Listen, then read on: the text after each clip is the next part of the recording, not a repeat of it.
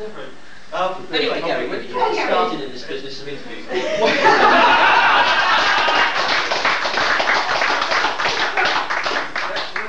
When that bastard over there said, we need to interview John Carrigan, would you do it? Oh no, it was Ali. Your wife. I got banned for me to interview his wife. No, she asked me 5 minutes before John was due on. Yeah, no, Next question. Notice the subtle emphasis. We need someone to interview John Carradine. Will you do it? Yeah. It's good. It's good. I like it. Would you like to help out at a con? I think we all know that, don't we? Yeah. You'll only take 5 minutes. Yeah. Now you see why I made the science fiction fan video. It all started at the convention. Yeah, Steve 1 or 2 a year first. Steve actually makes a point of never. Yeah, Steve never makes a point of never working at conventions. He always says, "No, I never work at conventions." At Margate, where he sat for 8 hours drawing sketches for a Power Time for charity, he kept saying, "I never work at conventions." I must not write 100 times. I must not work. No, it's easy I am to a do mum. sketches. You've never met the man in the dirty trench coat that says, "Want to work at a convention?" It's him. It's him. Go for a mom. Yeah. Well, it's right. All the drawings were so dull. I mean, we went to a convention in America, and there's a very well-known fan artist over there called Robert Faces. He does a lot of stuff for Antarctic Press, and he was sitting there doing sketches for people. And some of the sketches he was doing for people, make your eyeballs drop Robert out. said, "I will do anything you ask." Yeah. I mean, when I was talking to him, he was midway through doing a Gunsmith's Cats picture, which had Raleigh Vincent having interesting acts with sink plunger by her young assistant Winnie May. And the guy who was asking to do this picture had a whole book full of pictures of various anime characters that he thinks that they wouldn't normally use him doing. You'll never be able to use a sink plunger again, believe me. I'll never be able to look at the dark in the face of it. And the things you can do with a balloon whisk, you wouldn't do. Well, if we started in Well, would you like to tell us what you normally do with a balloon whisk? Not in front of What he does anybody. with the balloon whisk. Go and ask Peter. Right, anyway. I love it when he tries to be in control, don't you? They know me too well. That's a laugh. What do you want to talk about? That's a great technique. I told you I don't care anymore. Wouldn't get this from Michael Aspel, I tell you. I don't get paid his wages. Well, that's why. believe me, the things you could get from Michael Aspel wouldn't bear discussing in polite society. No, Steve and I are a double act. It's funny, Steve always says she's the one who talks all the time, I'm the quiet one, and then he discomforts interviewers and takes things over. I was just trying to save this bloke. He got so embarrassed yesterday and he was sort of ranting on for 20 minutes solid and then stopped. Just to catch him out, he went, I thought he was doing his Teufel the fish god impression, actually. I do a great Teufel. Does anyone want to see my Teufel? It's a fabulous Teufel. Are there any Stingray fans in the audience? Right, now have you Oh, come on, there's more than have you that. ever seen a better Teufel the fish god than this?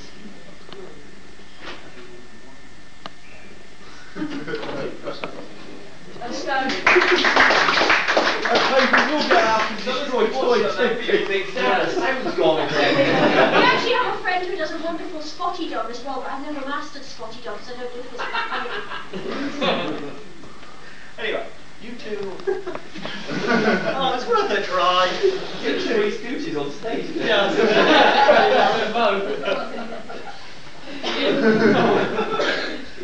Us two? Yes, two. You two are working together on something, you told me. That's right. We are working together on 3 things at the moment. One is Tell us trying to about find it. space in the house to put us, apart from the robots, the videos and the books. Yeah, well, it's a lie. It's an ongoing problem. Yeah, we are actually thinking of asking the council to rehouse us on the grounds that we've been evicted by Steve Japanese robots. Yeah, on the other hand, I mean, the compensation is that I am the only woman I know who has had a Valentine card from 900 Japanese robots. Signed. What, 900 cards or one card? One card signed. Yeah. very, very big. I came down one Valentine's morning, and this person who likes to look so cool had gone round the night before speaking on the door of all the robot cabinets. Word balloons saying things like, "We love you, Helen. We think you're terrific, Helen."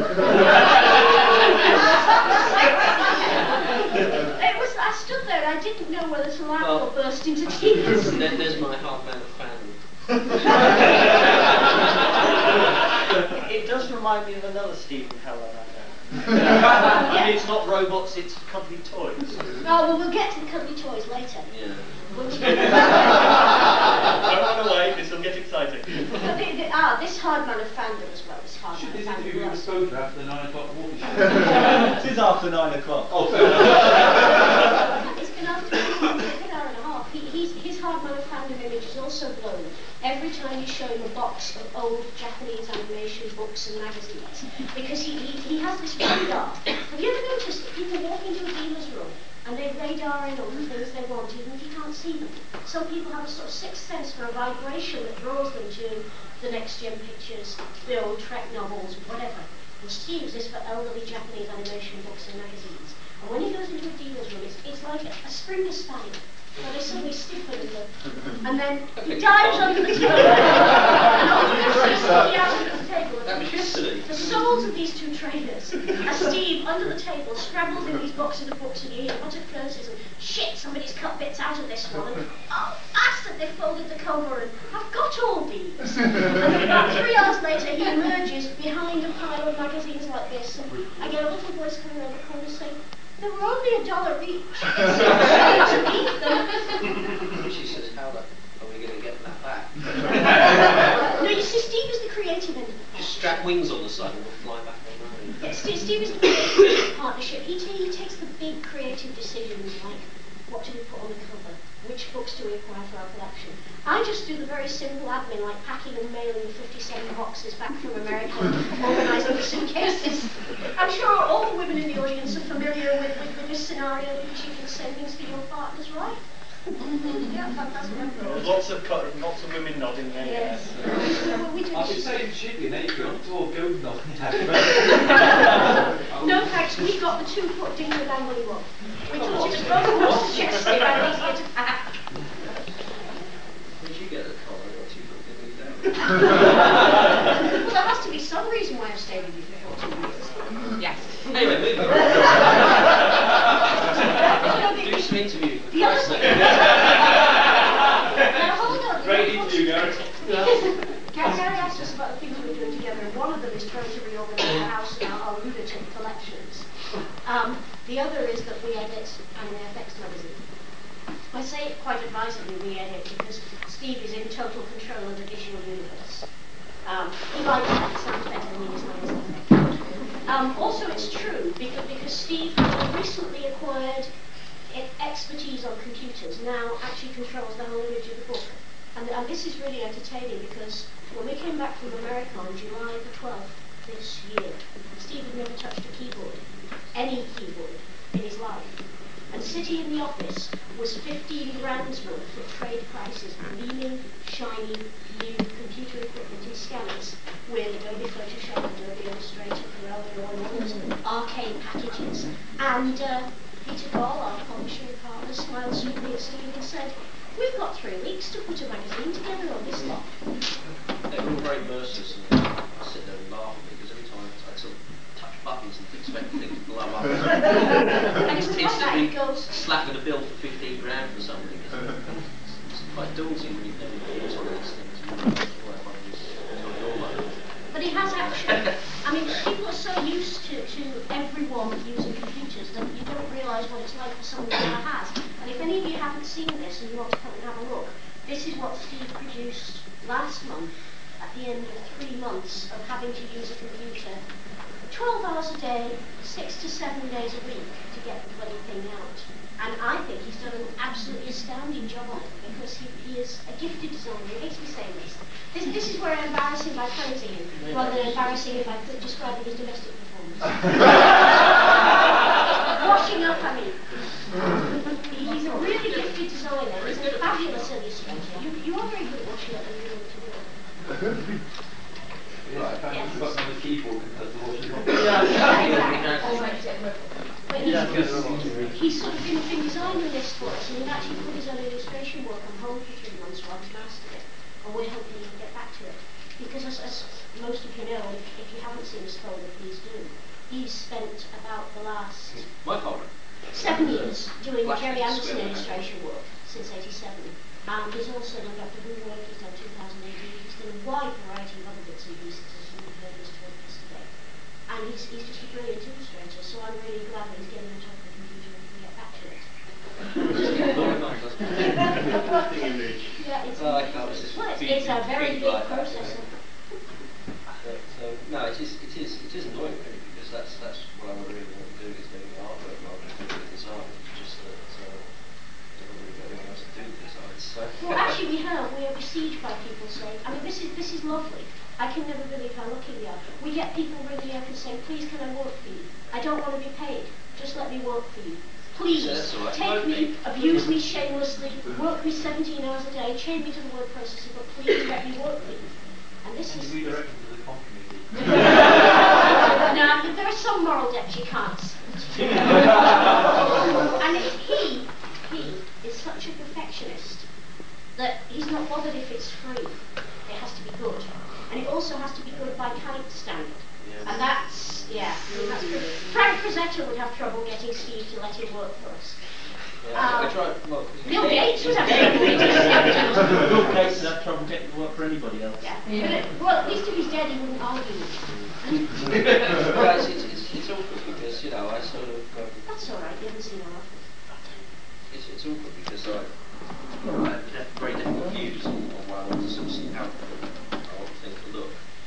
And it's very awkward when people sort of, you know, come and try and do something else. It's very hard to sort of give it up really. So on the one hand I don't want to be spending my time doing it, I just don't know anyone else to be doing it because they're a bit quite I want to show you what I'm feeling. I'm sure Diana and Peter will talk about this at length in their talk, but when you're working with the one you love, there are enormous rewards. It's, you know, it's really nice. I mean, for one thing, you said, no, I'm working late. But Can't be off canoodling with secretary, I haven't got one. well, we've got Jane one day a week. You have to queue to get to Jane. Jane, our PA, is a college and she comes in one day a week to work. Jane is absolutely gorgeous. Every time we take Jane to a fan event, there's a line of fanboys with drool trails following the But no, she doesn't like coming to this sort of thing. She says she meets too many sad men in anoraks. No, I'm sorry, but Jane is very specific in her taste. Long-haired, hunky bikers into heavy metal. No one else need apply.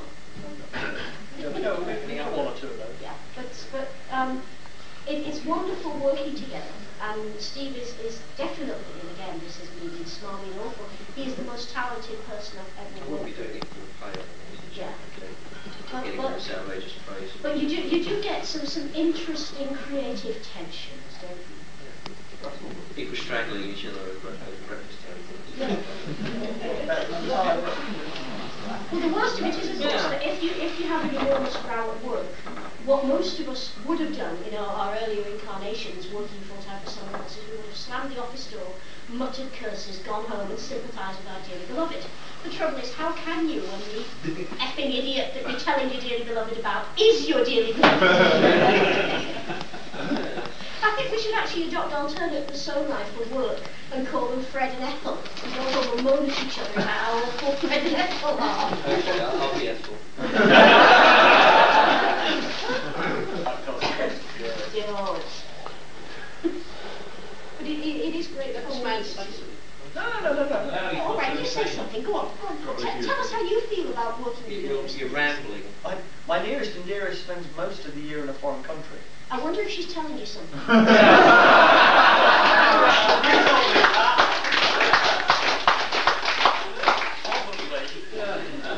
What else are you working on? You said you had 3 things. Well, yeah, I'm working on a book The number of on my the own. thing is 3. And 3 shall be the number of the thing. Yes. He's naughty. I should have known. I didn't know about a week when I started. When 3 Python fans are together, they will go to the dead house. Yeah, exactly. Personally, I always prefer the fish slapping down. Well, I can tell you this much. I know for a fact there's a large number of Python fans out here as well, so you're in good company. But I'm working on my second book, and it's funny, when I'm working on writing for the magazine, and I love to write, I've written, ever since I learned to write, I've written, but fiction is private. There's a logic in vice. that. both fiction's my sort of private vice. Nobody is in a fiction apart from my best friend Barbara, not me. And writing sort of research stuff, informational stuff, is what I do for a living. And Steve is very critical of my writing for the magazine, which is very difficult. No, I'm not ready. Oh, you're ready? I'll be back. We're sorry. Everybody say you love Harry.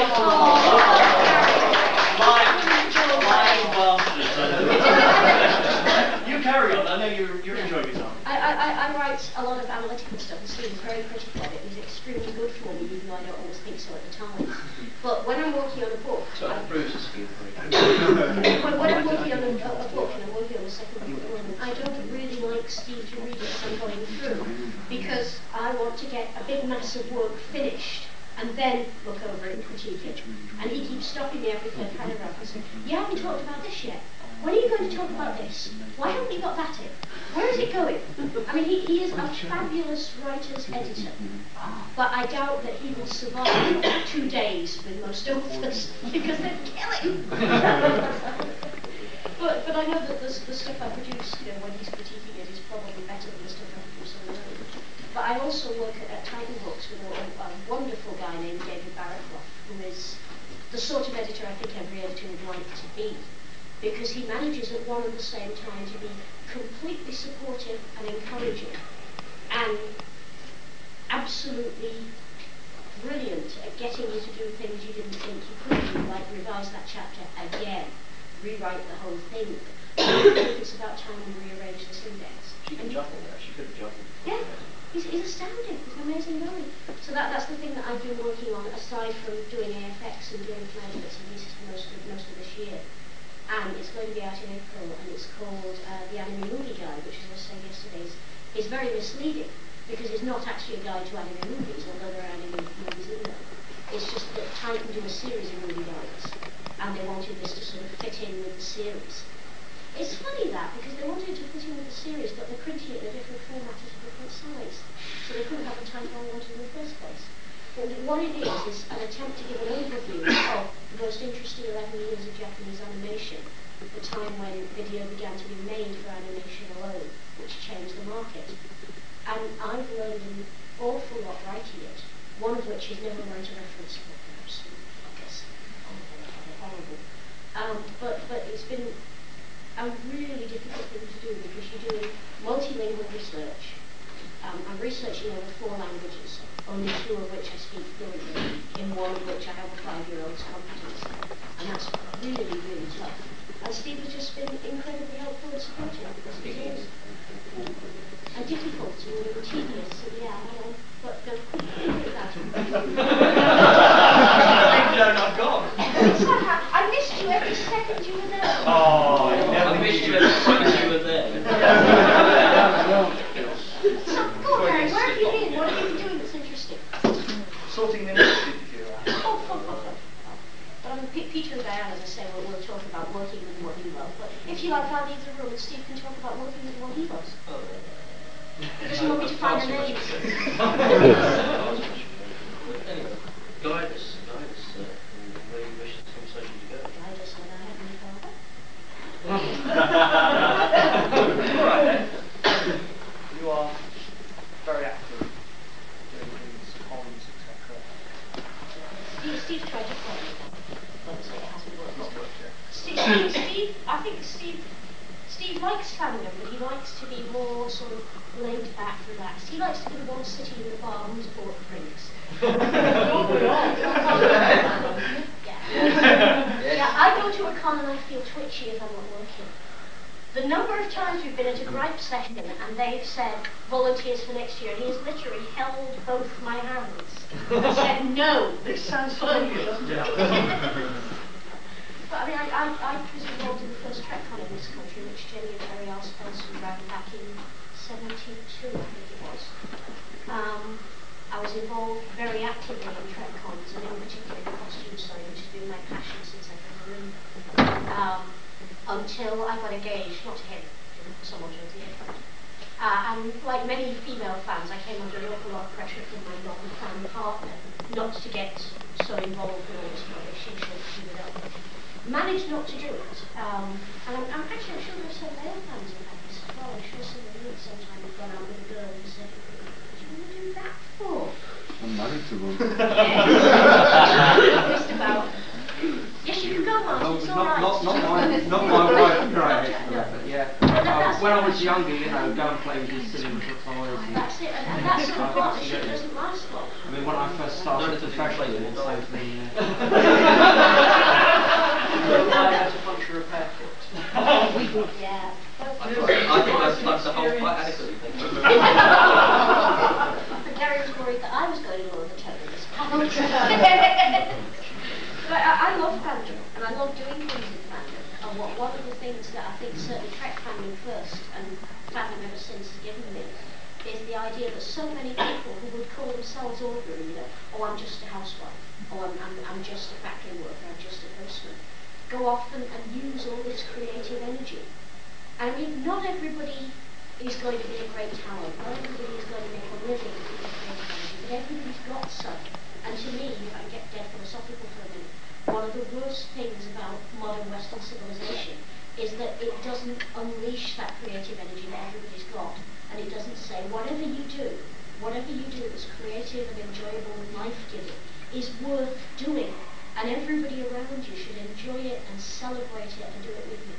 I mean, when I was first active in Trek, for me and for a load of other people like me, it was the first opportunity since, for many of them, in their lives, to paint pictures, to do artwork, to do costume, to get up on a stage covered in big paper 4 sequins, to write stories and have them looked at and thought about and discussed, to write poetry, to bring in music, and then later as video came on, to edit your own videos, to do your own music videos, to do your own dramas. All that creativity just comes out in fandom. And I think that the most appalling thing for me about modern life is that most people have no idea of that. And I'm absolutely convinced that if our society was better at encouraging people to enjoy their own creativity to its limits and to stretch its limits and explore its limits, we'd be a lot happier and a lot healthier as a society. And one of the things that amuses me about anime so much is that anime is supported by an immensely active fandom. The 2 biggest fan gatherings in the world happen every year at Harumi in Tokyo, where 300,000 fans, 300,000 fans get together for 3 days to go around 8,000 stalls, every one of which sells nothing but fanzines and fan art. 8,000 stalls. The young lady in the baseball cap. There are 8 halls in Harumi, and the fans who know Harumi well buy a catalogue. You only get in with the catalogue. Which is about that thick. And lists all the stalls. It has 2 maps, one of which is the inbound map, and one of which is the tear-out map. And the old hands take the tear-out map, go through the listings of stalls, mark down the ones that they have to visit, and mark down the fastest route. And then they go in there, and they sprint from one store to another, because the top doujinshi artists in each field bring prints of maybe 2,000, 5,000 of their fanzines. And in a 300,000 audience, that's not going to go far. So if you want to be sure of getting your favourites, you've got to get there fast. There are 4 Japanese shipping companies that assign a fleet of vans to ship the fanzines that people buy at Harumi all over Japan. There are probably, there's an average, we've had an average taken for each of the past 4 years. On average, people spend £400 on fanzines at Harumi twice a year. The top spend we've had reported so far was £1,700 in yen. The lowest spend is about 120. But people save all year, and they go and they buy their favourite fanzines, and then they're shipped home, and in wherever they are in Japan for the rest of the 6 months, they enjoy them, and then the next 2 years come along. I mean, literally, you have to strip down the things. If you just, stroll and took your time looking through these things, you wouldn't cover a fraction of it before the whole thing's over. It's only 3 days. Yeah. And the other great thing about Harumi is there are 10,000 costumers at Harumi. Anyone is welcome to join in the costume play. They don't have a masquerade. People just get into costume and they go around the halls for 3 days being their character. And And the atmosphere is, Steve's got some pictures here that I stitched. And that's, I mean, Japan is in many ways quite a restrictive society, but fans in Japan get together and encourage each other and celebrate their fandom. And that's what we do, and I'd like to see us do it on that scale, and God, it would be wonderful to have a 300,000 fan event in Britain. Take a while to do the judging, wouldn't it? Entry number 365. It's dead easy. First of all, you section out all the tall blondes with shades. And then you take them away for a first judge's examination. And then at the end of the 3 days, you just announce which one's won. But I mean, that's the fabulous thing about fandom, that it gives people the power to do that. Smells to go to the loo. Yeah, no, well... I was wanting to ask you, Helen, why do you think it is, Helen, that the fact that in Japan that it's accepted so widely? It's not. It's not. It's not. Yet you've got 800,000 but here, you know, we're all like, if you're a science fiction fan, immediately you're labelled, you know, some kind of nutter. No, that's very much the case over there. Is there a lot more people? Yeah, is there are a lot of people in Harumi who publish their fanzines under pseudonyms because they get sacked from their jobs because they publish fanzines. So it's the same problem. Oh yeah. I mean, Japan is just as conservative as a society as Britain. It's just that there is a tradition there that even if people don't approve of what you're doing in your fantasy life, as long as it doesn't impinge on everyone else and inconvenience everybody else, it's okay. So it's okay to read incredibly explicit, very violent, sexually perverted manga on the train. Oh, so I'll do that when I go over there. Fine. it's just that Japan is not a society that thinks you can wave the manga and say, this is why I went out and raped 17 schoolgirls. In their view, you're responsible. Yeah, you're responsible for your actions. As long as your actions don't upset anybody else, then you can carry on. But there are an awful lot of jobs that will say civil service, for instance, banking, major corporations, that will say, we're not sure it's right for our image to have somebody who writes, for example, take that gay bonk road doujinshi working on our customer desk. Yeah, there is one young lady in Harumi who over the past 4 years has done a very successful doujinshi series about Take That's adventures on the road with their roadies under the assumption that they are all gay. Very explicit. She's made enough to buy a flat in Tokyo. Yeah. And because it's all total, I mean, if Take That ever saw it, I hope they'd be amused. I'm not sure their roadies would, given what most roadies are like. Yeah. I hope they'd be flattered, because I hear that they certainly are flattered in the drawings. But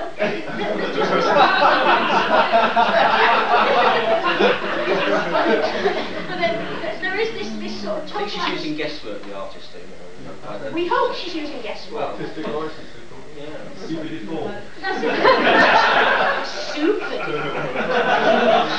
But there is just this atmosphere within doujinshi culture, within fan culture, of freedom to be who you want to be. The way people are doing badge names here in the West, and very often at a con, you meet someone and you become very friendly with them, but because you only see them at cons, you only know them by their badge name.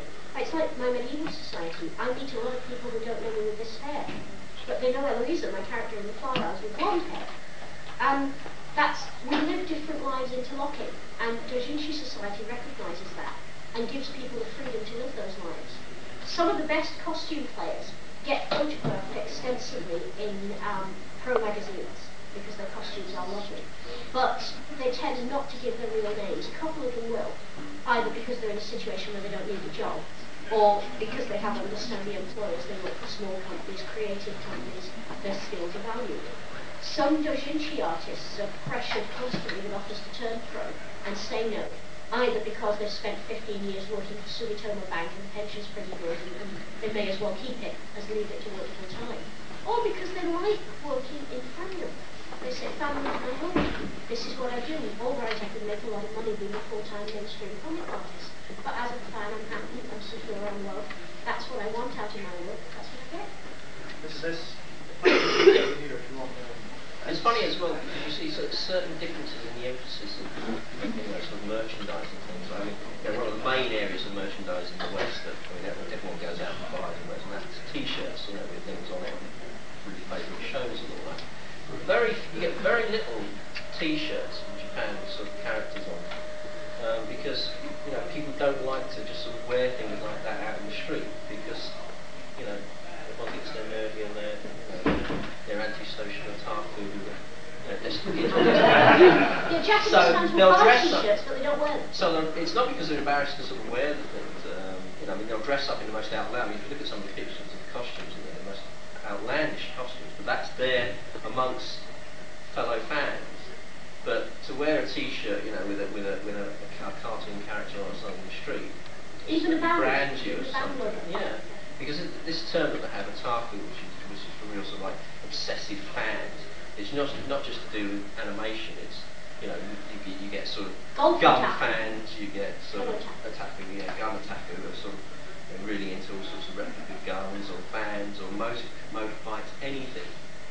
What they don't like is a sort of type of fan that's very obsessive about something, because they feel it's very antisocial. They're not putting anything into society. They've got their own little world that they live in, and that's what seems Japanese society as a whole doesn't approve of. And in fact, isn't that what a lot of people say to us? This is what we get. Yeah, don't they say, oh, you're just off in your own little world. And in fact, as we all know, fans contribute a hell of a lot to society, not just as fans, charitable donations, but also in their everyday lives. Yeah. But people say the same thing to us. They say, oh, well, it's not a real job, is it? Plus, there's this sort of assumption. Everyone seems shocked when you tell them what you do for a living and things, and they find out that there are fans and scientists and this, that, and the other, and all sorts of very intelligent, worthy jobs, because they automatically brand you as some sort of mental defective, because you like watching things that they think are super very for children. It's not because you consider the average fan IQ is higher than the general IQ. Exactly, and it's so, in Japan, it's the most literate country in the world. It's 98% adult literacy. I know for a fact that there's a lot of very well-paid professionals here. There's at least one PhD I can think of. Not that that means anything. But no, it's that assumption, by people outside that because you like these things, because you've got an interest, you haven't got a real life. I suppose that's why perhaps these events in Japan are so driven to seek out the company of people who are. Yeah, and also it is the only place you can actually buy a lot of doujinshi, because censorship laws in Japan aren't what they are here. You can be a lot more liberal in what you can show, and as anyone who's an aficionado of chaos fiction knows, any time that chaos falls into the wrong hands, it causes big problems. Japan's obscenity laws are different than ours, but they're not more relaxed. There are still problems in small towns about selling certain types of magazine. There are problems in small town post offices about sending things through the post. And because Japan's a very regulated society, the local postmaster has no compunction at all about opening a packet, and if he considers that it contains material that's offensive, disposing of it and reporting it to the police. So if you're someone who happens to like Senseiya/fanzines, you're a lot safer coming to her room or having a friend come to her room and buying them yourself and shipping them home privately or taking them home than you are trying to get them by mail order. Which is not the same rule film, but there are still ways to film things out. It's interesting that the amount of filth in Japan seems to sort of be in reverse proportion to the purity of the characters in the first one. I suppose there's a logic in that. All the really dirty fanzines involve characters from programs which are all sweetness and light in the actual program. Or the character is the pure, innocent young the most abused character at the moment is a character called Sailor Moon. Sort of sugary sweet magical princess type character. It's the most revolting thing to is she just describes those people like to be base innocents. The dirty pair are hardly a feature at all because they don't really need it. Also, they're too bloody dangerous. Yes. Anybody trying to abuse Kay and Yuri in any realistic fan fiction scenario would be mincemeat. Yeah. But the other interesting thing, people in the West get horrified because they have this image of anime and manga as very violent, very sexual, very male, very offensive to women. 60% of doujinshi culture is female. Men do fanzines, but women do more. Men do dirty fanzines, but women do more and dirtier. Because as we all know, we can do it a hell of a lot better. Yeah. And most of the major fanzine artists in the doujinshi field are women. Most artists also write their own zines. And if you look at the overall field, the sexual side of anime and manga at the fan level is female driven, and the sexual side is female bought. All the gay anime that come out have overwhelmingly female audiences. Some gays, but mostly female. And there does seem to be, as there was in Trek fandom, which is perhaps why I feel so comfortable with anime fandom, there is this overwhelming idea that women run the culture. Men are nice. You know, men are lovely. We absolutely adore you. We think that you're great. We wouldn't be without you. Thank you. 1, 2, 3, 4. Yeah, but we run the universe. I mean, Steve's actually had to put up with a lot of my activity in fandom over the time we've been together. We've been together 14 years. We met through Jerry Anderson fandom in the first place because I was involved in the setting up of Fanderson, the Anderson fan club. My best mate Barbara Edwards was living with the president at that time and was the secretary. And Steve and his friends who were just out of art college had been roped in to do some free Anderson artwork because they'd been big Anderson fans since they were tiny children. We met at Barbara's place one morning and I thought, ooh, that's nice. Because he was so cute. He was 22. Oh. And we sit together and he really has put up with a lot, hasn't he, in terms of my fan activity. Phone calls in the middle of the night, young women running around half dressed in unsuitable and improper costumes.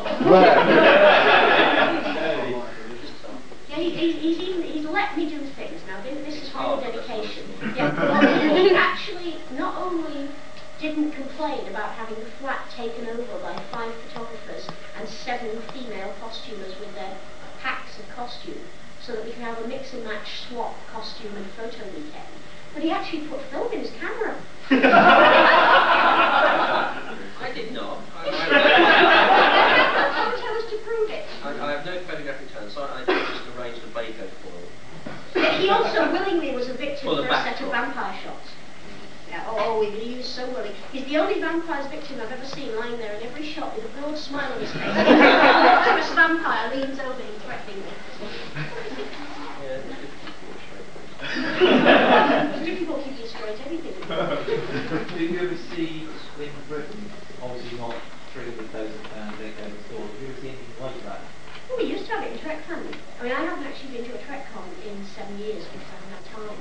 But when certainly in the 70s, early 80s, most major Trek cons had 2 masquerades, a costume parade and a dramatic presentation. And they usually have between 15 and 40 costume sets in each. So we did do it. I don't know why we don't do it now. I think costuming was in cycles. One thing that I found when I went into mainstream fandom was that, because my first cons were all Trek cons, and it was 75 until I went to my first Easter con in Coventry, and I made a costume because making costumes what I did. It was, I forget her name now, I shouldn't, but I don't know if any of you remember John Jake's wonderfully funny book, Mention My Name in Atlantis, which it's a comedy and it was fabulous. I'm really sorry you've done it because I can see more songs. It's lovely, hilarious fantasies. And this particular character is a young lady who is the serious slave in a wine shop come comfort establishment, and she wears a gold foil bikini and lots of red hair and a willing and pleasant expression. And I thought that sounds fun. So I got the full length red wig and I got the 6 inches of gold foil and the 2 feet of gold chain to hold it together. And I made the costume and I did that and it was very successful. There were 6 women at that con. 6. I counted them all. And 3 of them were there with their boyfriends and husbands. And the first question anybody asked you in the bar was, who's your boyfriend? No, I'm just here because I like science fiction. You're a girl. and then there was, well, you're a tart, so it's all right for you to dress up in these things, but you don't expect real fans to do that, do you? And there was this very unwilling attitude in mainstream fandom, and to a big extent there still is. It's only in Britain. You go to America, most fans are more than happy to see the masquerade in hall costume as part of the whole mix of a convention. You go to Canada, most fans are very happy to see the masquerade in hall costume. But in Britain, we seem to have this idea that anyone who dresses up without being paid for it is weird. I cannot account for it. But it does happen sometimes. It still happens at some cons.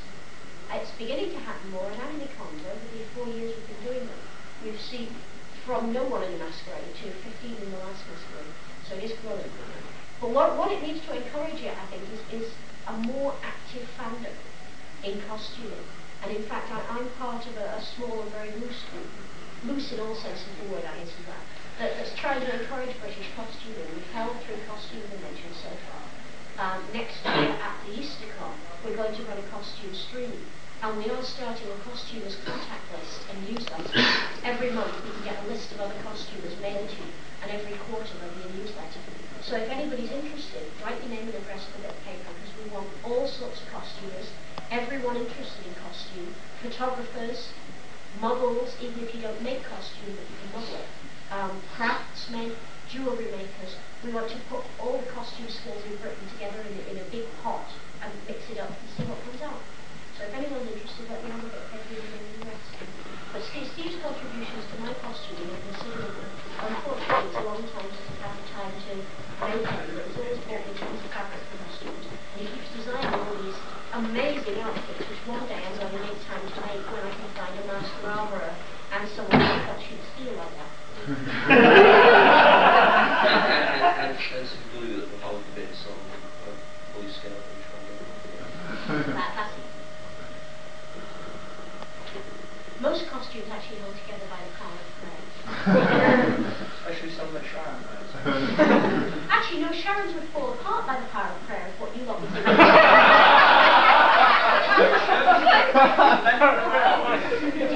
Definitely. Any more questions? Is that a hand? Come on, there must be some. We've got another 5-10 minutes. Euroman. I'll just Euroman. Well, I will let Steve talk about Euroman because he does this. He's a real skeptic. He's always very scathing about my new projects until they're off the ground, and then suddenly they become a great idea. And it's funny whose idea they were.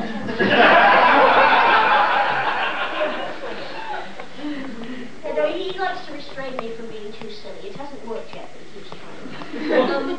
Euromanga is a project that I started putting together 3 years ago. Because there are a lot of people in Britain now who are trying to work in the manga style.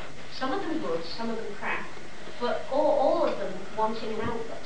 And I thought, wouldn't it be fun to use our contacts with the Japanese to put together Japanese fan artists who wanted to be published in Europe and European artists who wanted to work in the manga style, and do a publication that was a professional publication in that it's professionally sold. It's sold in mainstream shops, but that said, look, these are young artists just starting out, most of them not pros. They're doing this work to get exposure and to get critique. Please give them some feedback. We're paying them tuppence halfpenny a page, but from their point of view, they're getting exposure, and other people may see them, pick them up, and have the time to nurture them. Because I think one of the biggest privileges I've got in my job as editor of AFX and then other than in fandom is I see a lot of new young talent.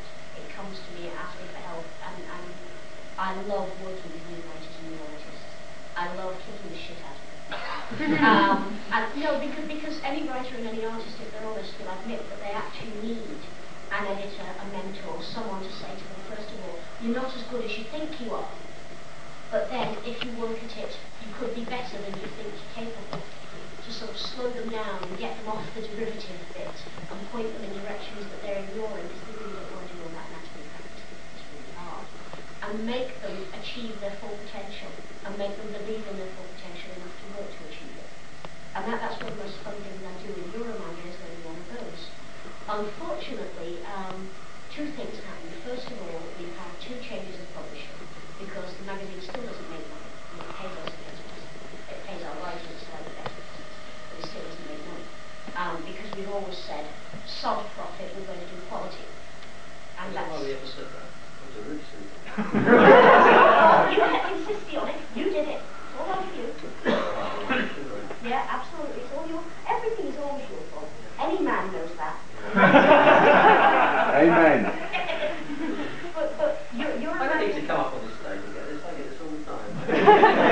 For our entertainment. You wave on me. Don't forget, there's all these blokes here who understand that they want to see somebody else work for a change instead You of can them. all go off in a sympathy huddle in the bar later. You can see us having a couple of pints, nothing, oh yes, mine's like that. We'll go to the bar, guys, and mail bombs.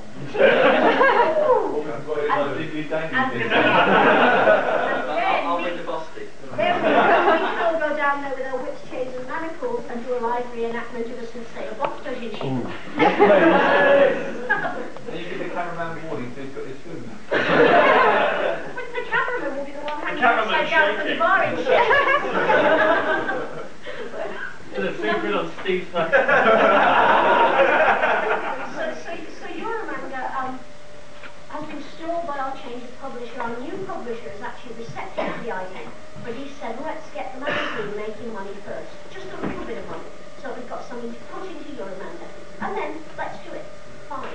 And he's also been very receptive to two other new projects that Steve and I have been talking about wanting to make on one of which affects the magazine, there will be a new section in there, and one of which is a separate title. But we're hoping that that will help us. But the other big problem with Euromanga is the manga trademarks debate. In March of '94, we were at an anime convention in Sheffield, and one of the staff who was there with us came up to me and said, Helen, I just had a weird conversation in the bar. You never going to believe this. One of Manga Video's staff had taken him on one side, bought him a drink, and said, look, I think Helen's got this Euromanga project. And he said, yeah. Well, tell her to stop it, because we're trademarking him in manga, and she'll be in a lot of legal trouble if she uses it. Now, what this is, nobody's that stupid. I mean, how can you trademark the word manga? It's like trademarking the word comic.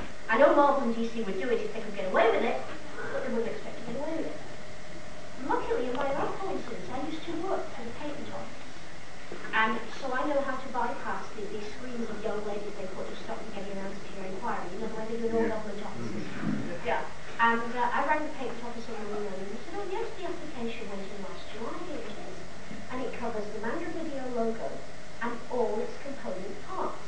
And it covers it throughout the signatories of the International Copyright Convention. Now, two of the component parts of the Manga Video logo, and this is what frees me up, are the word manga in Roman script and the word manga in Japanese script.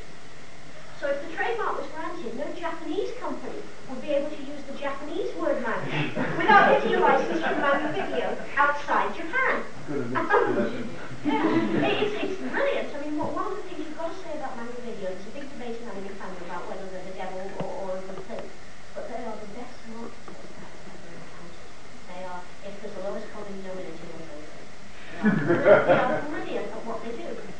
And I thought, well, I can't have this, and this is, I've got a terrible big mouth, and I'm always rushing into causes.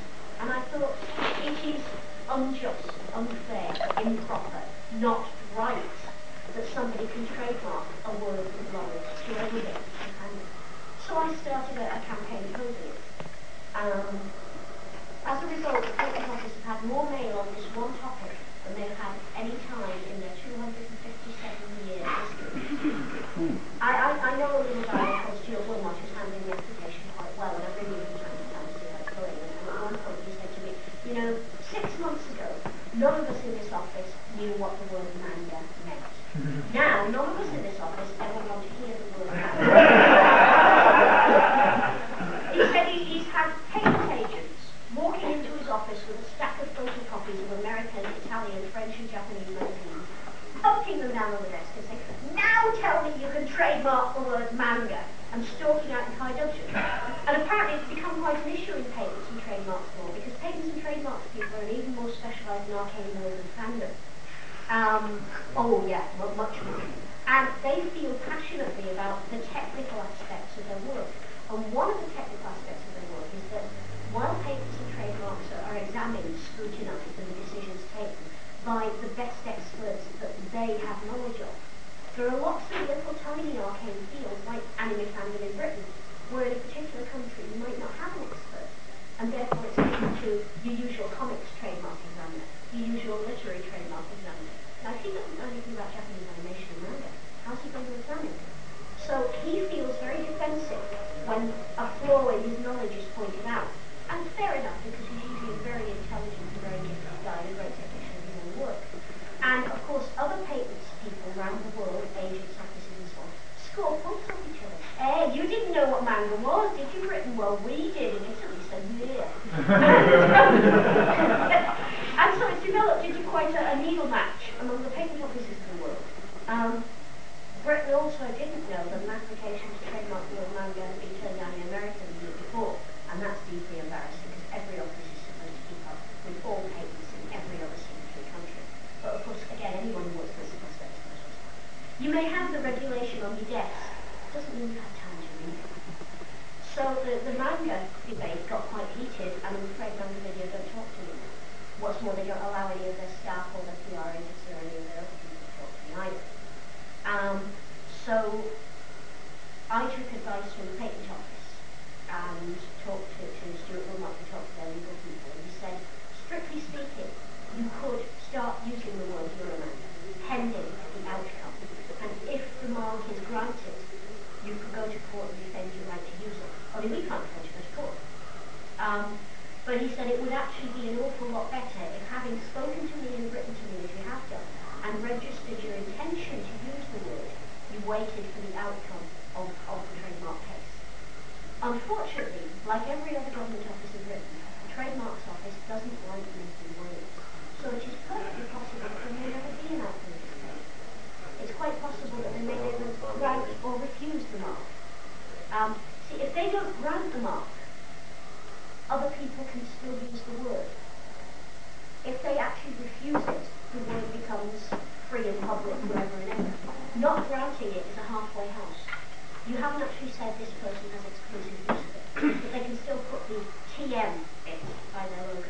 Now, any of you who see the word TM, you probably make the assumption everybody else does, that the trademark's been granted. Load of cobblers, it's not.